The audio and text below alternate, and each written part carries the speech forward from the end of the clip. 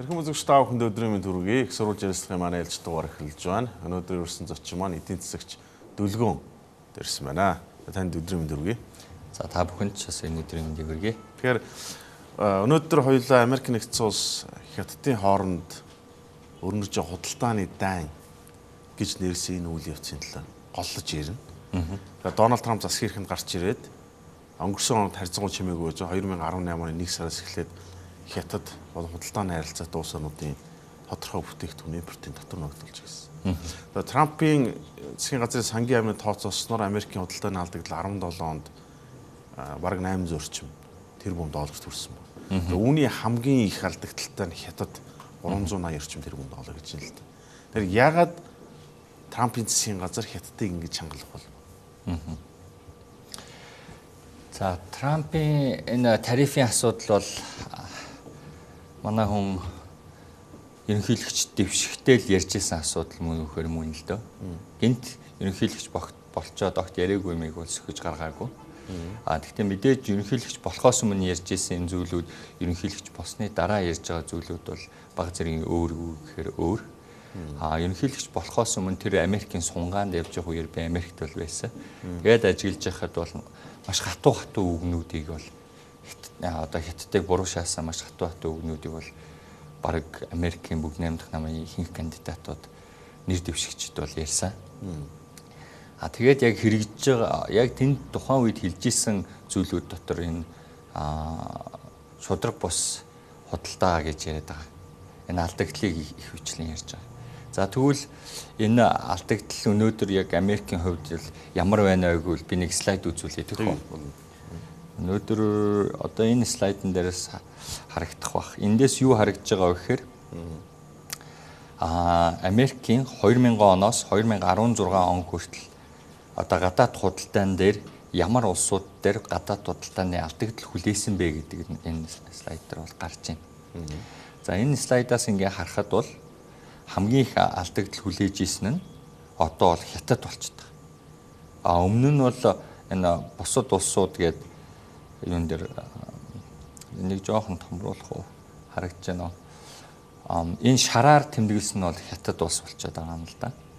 Тэгээд энэ Хятад улс өнөөдөр хамгийн их одоо Америкийн хувьд бол гадаад худалдаан дээр алдагдaltaй байгаа улс гэж ярьж байгаа боловч цаагаараа бол энэ илүү бидний энгийн тооноос харж байгаас илүү комплекс буюу илүү төвөгтэй асуудал. За яагаад төвөгтэй юм бэ гэхээр жишээлбэл одоо ингэж байна. Солонгосын компаниуд, Тайваны компаниуд, Японы компаниуд маш олон тэр семикондукторууд гэх дандаа энэ электроникийн чиглэлийн бүтээгдэхүүнүүдийг Хятадд очиод хөдөлмөрийн хөлс нь хамаагүй эдгээр орнуудаас хамаагүй хямдхан учраас тэнд угсраад тэгээд тэр угсарсан зүйлээ Америк руу гаргаж байна. За яг Хятадд нэмэн өртөг хэдэн хувийн бүрдээд байгаа юм бэ гэхээр айгүй зарим бүтээгдэхүүнээр бол айгүй бага. Бидний мэддэг iPhone гэдэг гар утсан дээр байна. Жишээлбэл энэ гар утсан дээр бол тэр дэлгэц тэр доторх семикондукторууд буюу тэр бичил дамжуулагч эднэрийг бол Хятад үйлдвэрлэхгүй байгаа. Хөвчлэн Тайван, Япон, Солонгос гэдэг орнууд дээр үйлдвэрлээд Хятадаар очиод зарим нэг жижигхэн хайлтан гэрмэрийг тэнд үйлдвэрлэж байгаа ч гэсэн тэнд их хөвчлэн угсраал Америк руу гаргаж байгаа. Тэгээд яг iPhone-ыг угсраад ингээ Америк руу гарангууд энэ нь болохоор Хятадаас орж ирсэн импорт байна гэж бүртгэлтэй байдаг. Гэвч Хятадд яг нэмэн өртөг үүсэж байгаа зүйл нь 10-аас 15% хүрхүүгүйтэй л байна. Гэтэл бусад 90-85% нь хаана үйлдвэрлэж байна гэхээр энэ гурван улсад бол үйлдвэрлэж байгаа бүтээгдэхүүнүүд бол Америкийн гол холбоотой улс юм. Холбоотой улс. Тэгэхээр яг энэ бүтээгдэхүүнүүд дээр жишээлбэл тариф тавилаа гэхэд бол Хятадууд бол энд Хятадд угсрахаа боллоо ч гэсэн алдж байгаа зүйл багтай. Гэхдээ зарим нэг зүйлүүд бол үнэхээр Хятадд бол одоо юу гэдгийг хувцас сунар ч юм уу те.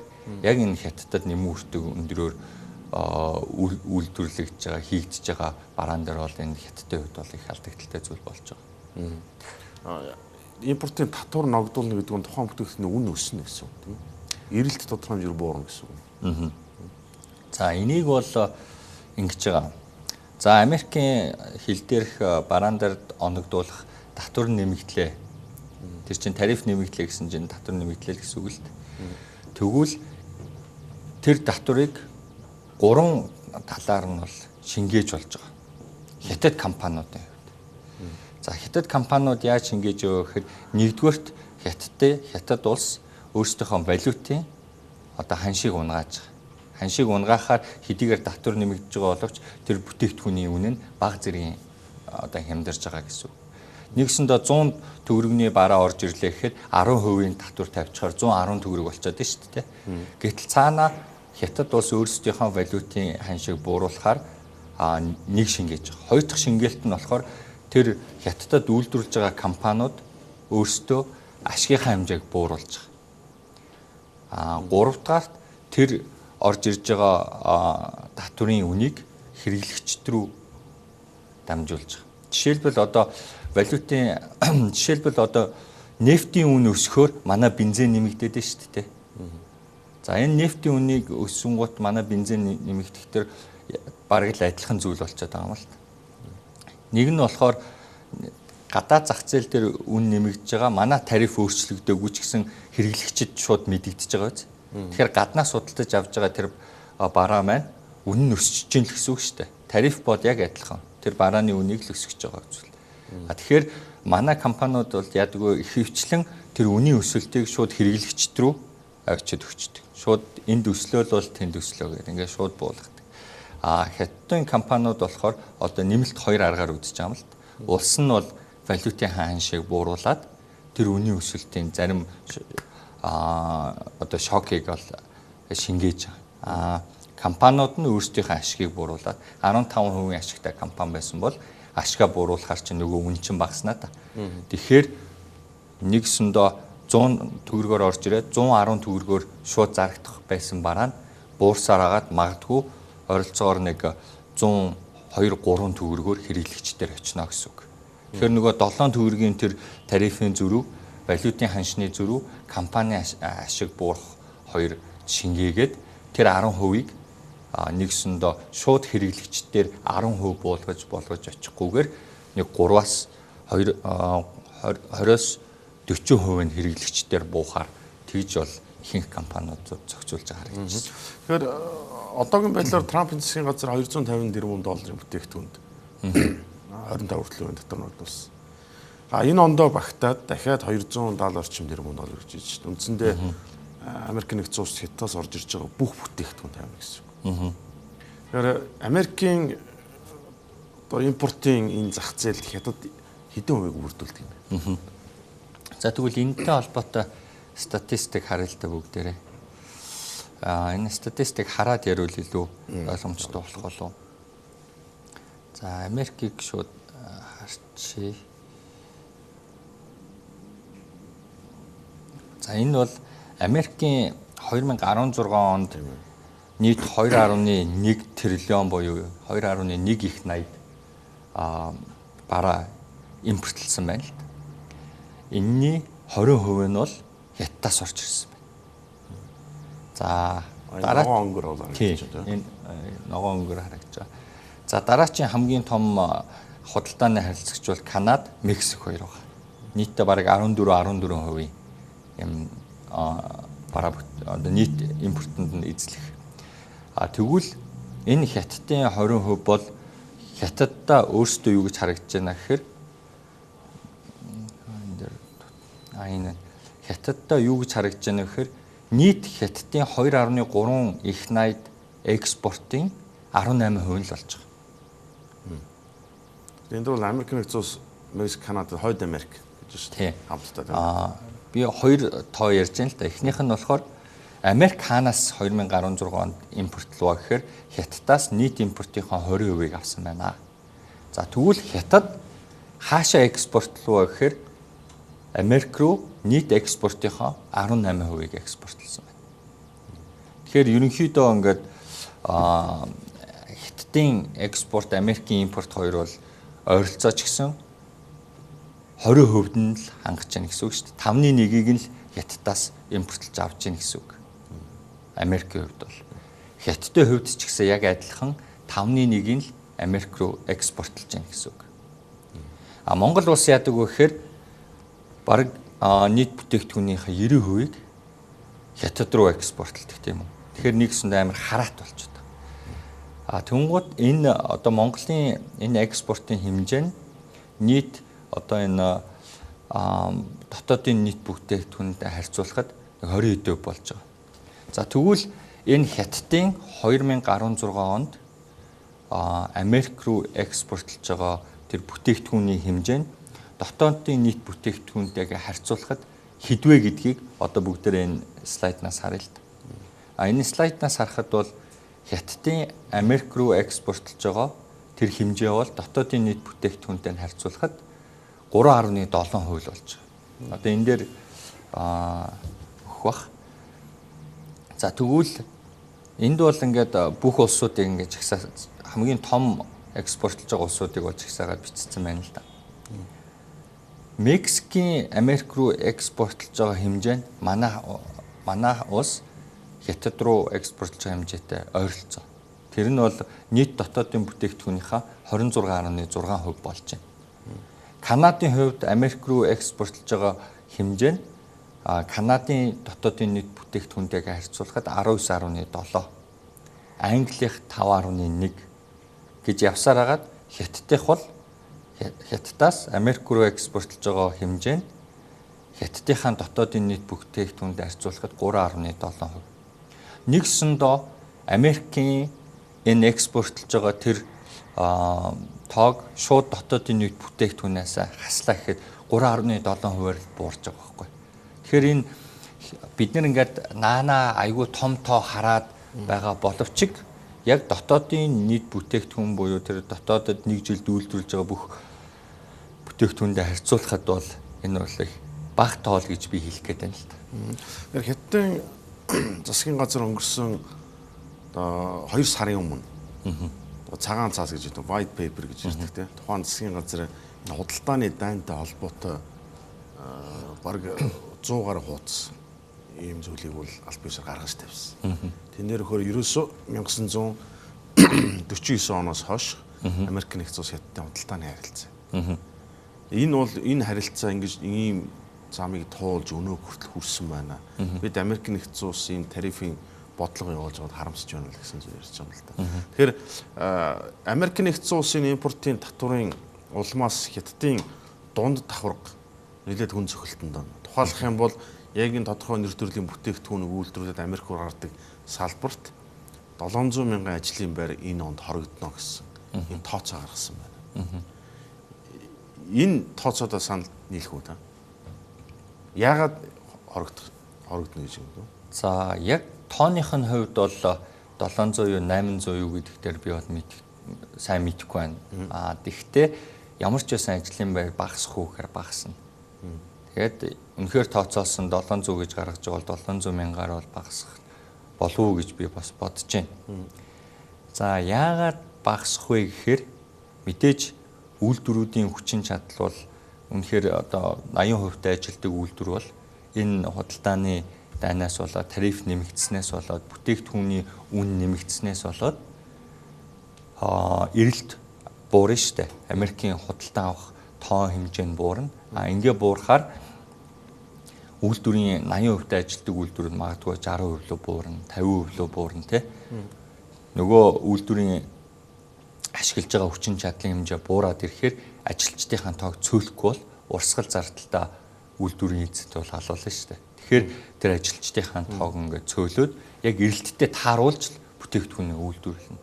Түүнээс биш хуучин шиг ингээд төвлөрсөн төлөвлөгөөт эдийн засагтай адилхан бид нар энэ онд тэдийг үйлдвэрлэндээ л гэсэн бол тэдийг үйлдвэрлэх ёстой гэсэн юм бол одоо хятадтай л эдийн байха болсон. Тийм учраас яг эрэлт байгаа цагт л тэр эрэлтэнд тааруулж бүтээгдэхүүнийг үйлдвэрлэх учраас үйлдвэрлэлийн одоо тэр ашиглаж байгаа хүчин чадлын хэмжээ бол буурна. Тэр нь бол тодорхой. Тэгээ буурсныхаа хэмжээгээр тэр одоо тэр боловсон хүчин болох ажилчтай бол бас багасгана.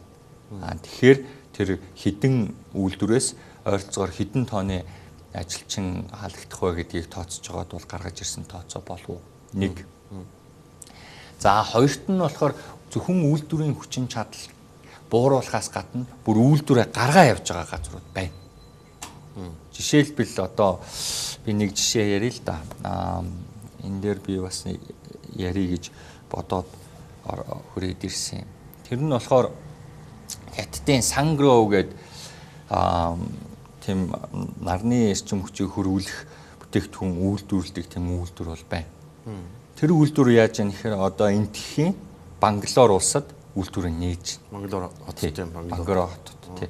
Тэгэхээр Энтхийн Бангалор хотод үйлдвэрийг нээхээр яах вэ гэхээр Энтхээс гарсан бүтээгдэхүүн болж Америк руу орох гэдэг шүү дээ. Тэгэхээр нөгөө 10% тэр магадгүй одоо нэмэгдээд 25% татвар чинь байхгүй болно тийм үү. Тэгэхээр Америк руу оруулж байгаа хэмжээнээс шалтгаалаад энэ бол ойролцоогоор магадгүй ядаж багтаа гэхэд нэг $50 сая бүтээгдэхүүн борлуулдаг компани байх гэж би бодож байна. Магадгүй 1 тэрбум ч байж магадгүй.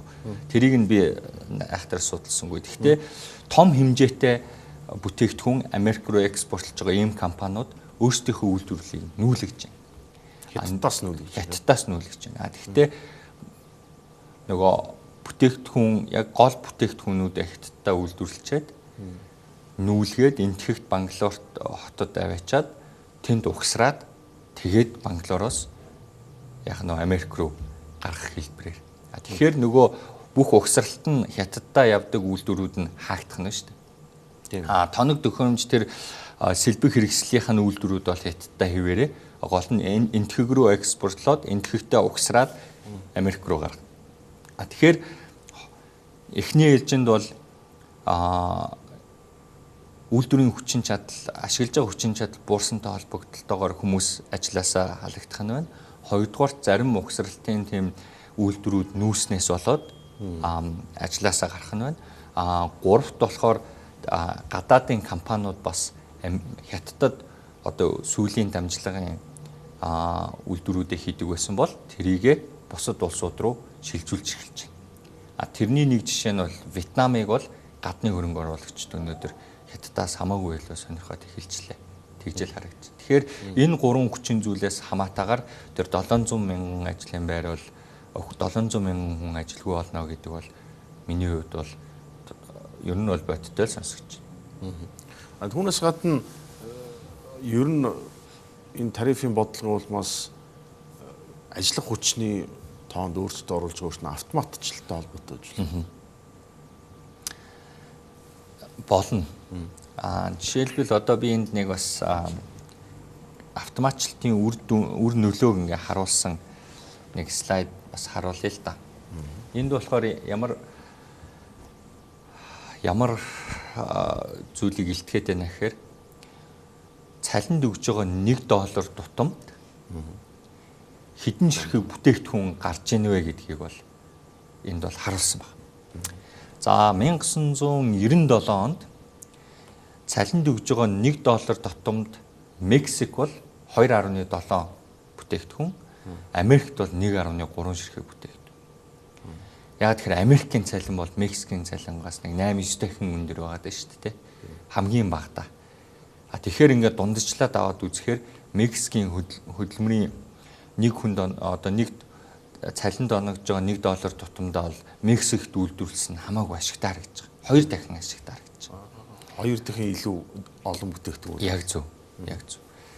Тэгсэн чинь 2013 онд за энэ слайдн дээр ингээ харах юм бол автоматжуул маш их олон үйлдвэрийг ингээд хурдтай автоматжуулсны үндсэн дээр бол Мексикт бол энэ бол 2.9 ширхэг бүтээгдэхүүн, Америкт бол 2.5 ширхэг бүтээгдэхүүн болж өссөн байна. Тэгэхээр ерөнхийдөө энэ өндөр цалин, бага цалингийн ялгааг бол энэ автоматжуулах замаар энэ өндөр хүний хөдөлмөр шаардсан энэ салбаруудыг бол нэгсэндээ бүрэн автоматжуулж байгаа явдал ажиглагдаж байна. За энэ бол Хятад дээр яг өнөөдөр бий болох уу гэхээр энэ процессыг Хятадд бий болгох энэ хурдыг бол энэ тариф бол улам нэмэгдүүлж байгаа гэж харж байгаа. Олон улсын шинжээчд.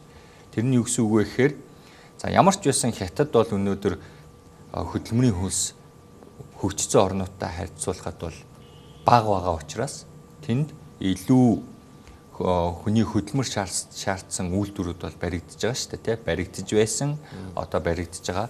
Тэгтэл энэ энэ процесс бол болж байгаа. Гэтэл тариф тавиад 10-аас 25% тэр бүтээгдэхүүний үнийг нэмээд хайчаар энэ зардлаа эргээд үндэ барьж бууруулахын тулд одоо үйлдвэрүүд автоматж эхэлж байна. Энэ нь магадгүй энэ жилдээ бол ажиглагдахгүй шүү дээ. Төрөний нөгөө 700 мянгад бол арай орж амжихгүй байхгүй. Тэгэхдээ дунд хугацааны буюу ойрын 5 жилд бол энэ процесс бол одоо үйлдвэрийг автоматжуулах процесс Хятадд маш эрчимтэй явагдана гэж хүмүүс одоо судлаачид үзэж байна. Ярилцлагын төгсөлд танаас асуух асуулт байна. Юу гэхээр Америк нэгдсэн улс Хятадын хоорондын худалдааны дайн гэж нэрлэж байгаа энэ үйл явц бол мэдээж дэлхийд эдийн засгийг тэргүүлж байгаа хоёр том улсын хооронд болж байгаа үйл явдал. Манай улсын хувьд бол экспорт Хятадаас нэлээд их хамааралтай учраас энэ худалдааны дайн Монгол улсад яаж нөлөөлөх вэ? Эсвэл бид яаж ашиглаж болох вэ? Ийм асуулт байж болох уу вэ? Болно. Наадад чинь энэ асуултыг бол би бас жоохон ботсон юм аа. За худалдааны дайнаас за сөрөг үр дагавар нь юу гарах вэ? Тэгээд энэ дайныг одоо бид нэр ашиглаад ямар шүү боломж биднэрт нээгдэж байна гэдэг. За сөрөг үр дагавар гэвэл манад одоо шууд экспортоо харах хэрэгтэй тийм. Бид нүүрс, зэс, төмөр, нефт бол Хятад руу экспортлж байна. Тэгвэл энэний үнэнд нөлөөлөх замаар Монголын энэ эдийн засаг цэргээр нөлөөлөх үү гэхээр тэр нөлөөлөл нь тийм өндөр бол биш гэж би бодож байна. Яг нь нөлөөлөхийн хувьд бол бага сайхан нөлөөлөх бах. Гэхдээ биднэрт одоо 2009 оны хямралч юм эсвэл сая бид нар 16 онд эдийн засаг нэлээд уртцтай өсөж ирсэн 16 онд буурлаа шүү дээ. Тийм нөлөөллүүд бол шууд ингээд Монголын эдийн засагт буух үхээр би нэг энэ ашигт малтамлын экспортоор дамжиж орж ирнэ гэж би нэг бодохгүй байгаа. За тэгвэл Монголд ямар боломжууд байна вэ гэхээр одоо энэ Хятадд ингээд Хятадын бараа бүтээгдэхүүн дээр тавигдсан энэ тарифын улмаас Хятадаас үйлдвэрүүд бол нүүж штэ тий. Нүүх тэр үйлдвэрүүд дотор Монголд одоо барих боломжтой үйлдвэрүүд ямар байна вэ гэж бас харах хэрэгтэй. Гэхдээ энэ чиглэлийн боломж бол биднэрт яг одоо бол хязгаарлагдмал байгаа болов гэсэн бодолтой байгаа. Ягаад тэгэхээр ингээд үйлдвэрчлэлтийг ингээд харахаар за энэ ихэнх Америк руу экспортлж байгаа бараа бүтээгдэхүүнүүд өмнөд Хятадын тэнгистэй ойролцоо дандаа урд бүсээр Шанхай бүс байна те Гуанчжоу байна, Гуандон гэдэг энэ уртлын бүсээр маш олон үйлдвэрүүдэд энэ үйлдвэрүүдэд бол хүн цохилт болно. Энэ үйлдвэрүүд тэгэхээр далаад ойрхон байгаа учраас хаашаа нүүхүүхээр далаагаар тээвэрлээд шууд очичоор энтэх улсын Бангалор хот ч юм уу те нэг тийм тээврийн зардал нь бага газрууд руу нүүх болов уу гэж би бодож байна. Түүнээс биш Монгол руу нүүнэ гэдэг бол тэдний хувьд бол маш хол бараг одоо эндээс чинь 3-4 мянган км зайтай ч болчиход байгаа шүү дээ. Хятадын өмнөд мужууд. Тэгвэл Хятадын хойд мужуудад байгаа энэ тарифын хүрээнд одоо нэгсэндээ хязгаарлалтанд орж байгаа үйлдвэрүүд юу вэ гэдгийг хараад тэгээд бид нэр энэ замын зардлаа тооцоод Монголд энэ одоо угсралт энэ сүүлийн дамжлагын шатны үйлдвэрлэлийг хийж болох уу гэдгийг судалж үзэхэд бол буруу байхгүй гэж бодож байна. За тэгвэл хамгийн том боломж нь хаанаас гарах вэ гэхээр жишээлбэл одоо Япон ч юм уу, Солонгос ч юм уу те Тайван ч юм уу энэ улсууд Хятадд угсраад Америк руу гаргадаг. Одоо тэр үйлдвэрүүдэд нүүл хийгээд Вьетнамыг их сонирхоод байна шүү дээ. Тэгвэл энэ улсууд Хятадд үйлдвэрээ барьцсан болоод барих гэж байгааснаа худалдааны дайнаас болоод улс орноо солих гэж байгаа тийм хөрөнгө оруулагчид рүү илүү бид нэр татвал Монголд илүү боломж байгаа байх гэж би хувьдаа бол бодож байгаа. Яг өнөөдөр биднэрт ихтэй энэ боломжийг хаасан зарим нэг одоо асуудлууд байна л да. Жишээлбэл хууль гэсэн үг биш ээ. Хуулийн дээр бол Монголд бол нэг тийм гадны хөрөнгө оруулалтыг хаагаад үйлдвэрлэл барих гэхэд босс юм бол байхгүй байх гэж би бодож байгаа. Жишээлбэл бол цахилгааны хүчин чадал те. Дулааны хүчин чадал. Өнөөдөр бид нэр 100 гаад хуурай сүүний үйлдвэр барих гэхэд энэ Улаанбаатар хотод яг хаана тийм барих боломж байгаа юм. Ихэнх газраа энэ өмнөх хотын мэрүүд нь худалдаа дандаа тэрэн дээр нэг орон сууц босцсон.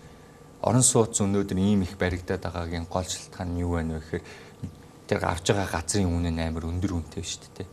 Тийм өндөр үнэтэй газар үйлдвэрлэл явуулахад аюу хэцүү. Дээшээ л 20 30 давхраа барьж иж газар худалдаж авсан үнэ өнөөдөр одоо энэ барилгын салбарын бол дарж шүү дээ. Тэгэхэд тэнд одоо нэг давхар юм уу 2 давхар том үйлдвэр барья гэхээр өнөөдөр тийм одоо газар нь нэгдүгээр байхгүй нь хоёрдугаар тэр цахилгааны хүчин чадал, дулааны хүчин чадал нь бол Улаанбаатар хот бол бас л хэцүү болж ирж байна шүү дээ. Тэгэхээр энэ хүчин чадлууд бидний өнөөдөр одоо байгаа энэ боломжийг бид нэр өөрсдөө л хааж байгаа юм болов уу гэж харагдаж байна. Энэ асуудлуудаа бид нэр эртхэн зэгцлээд цахилгааныхаа хүчин чадлыг нэмэгдүүлээд, дулааныхаа хүчин чадлыг нэмэгдүүлээд үйлдвэрлэлийн чиглэл рүү жоохон анхаарах юм бол энэ гадны хөрөнгө оруулагчид манад бол энэ сүүлийн одоо энэ бүтээгдэхүүний сүүлийн дамжлагыг Монголд хийгээд Америк руу экспортлох боломж илүү олдох гэж бодсон. Бид өөрсдөө тэр аж үйлдвэр том үйлдвэр барих гэж хөрөнгө зарахын оронд бэлэн байгаа үйлдвэрүүдийг оруулж ирээл бүтээгдэхүүнийг ингээд дамжуулж гаргана гэсэн үг шүү дээ. Энэ ерөнхийдөө бол тийм. Тэр сүүлийн дамжлагыг өөрсдөө хангаж байна. Яг зөв. Одоо ингээд түрүүн би бас хэллээ те. Хамгийн одоо өндөр технологийн бүтээгдэхүүнийг Хятадд ч үйлдвэрлэхгүй байна гэдэг.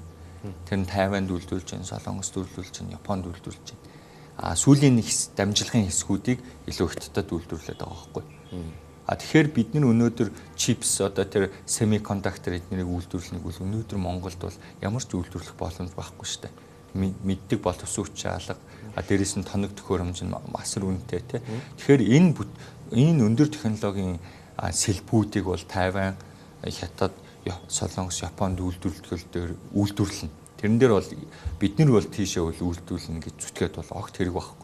Өнөөдөр бид нарт юм боломж байхгүй. Сүүлийн дамжлага болох те одоо тэр гэрийг ч юм уу утасны гэр ч юм уу эсвэл тэр угсралт ч юм уу те ассембли гэж нэрлэдэг тэр угсралтын тим үйлдвэрлэлүүдийг бол Монголд бол хийхэд бол хангалттай одоо юу гэдгийг боломж байгаа гэж би бодож байгаа байхгүй. Сонирхолтой ярилцлага өгсөн танд баярлалаа. Таны судалгааны ажилд амжилттай. За урьсанд баярлалаа. Их сурвалж ярилцлагын маань ээлжид дугаар өндөрлөлөө. Ирэх бям гарагт хэрэг уулзъя.